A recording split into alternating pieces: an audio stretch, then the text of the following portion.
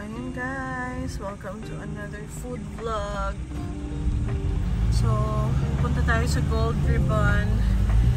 It's our second time there. Yung una na yung punta last year pa yata, kasama yung isang friend namin. So ngayon, pupunta kami kasi may pinuntahan kaming furniture shop malapit dito. So, nag-decide kaming dito na lang kakain. Filipino restaurant pala to, baby. Yeah. Tapos ang dami ng foods nila. Tapos mura. Ang sarap ng ube cake. So ayun. Pupunta kami doon dahil sa ube cake. So yes. Malapit na ba? Malapit na kami. Dito.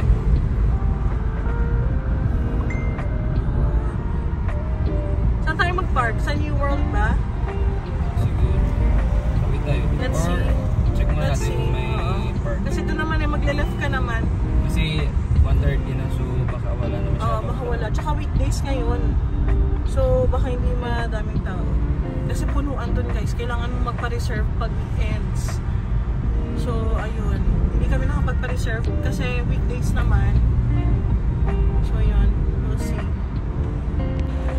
Nandito na kami sa Gold Ribbon Philippine Restaurant.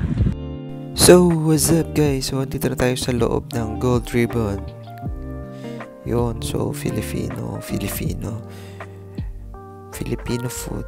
Ano ba? Filipino food. Filipino Asian cuisine yun. So, ayun guys, nabubulol na tayo guys. So, yan.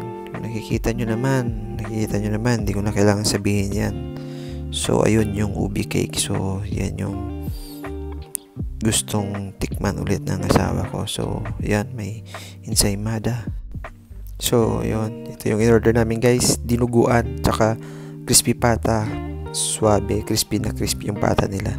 Ang sarap pati ng dinuguan. Tsaka syempre, tapos ng kain, magdi-dessert tayo. So, ito yung halo-halo nila guys. So, sa pagkakaalam ko, sarili nilang gawa yung ice cream nila, yung ubi ice cream nila.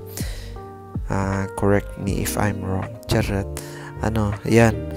And yung lugar nila guys, nasa West Coast Road, Glen Eden, Auckland.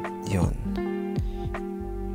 So, sa mga malapit lang dito, or sa mga kabayan natin na naghahanap ng lutong Pilipino, so try nyo dito guys.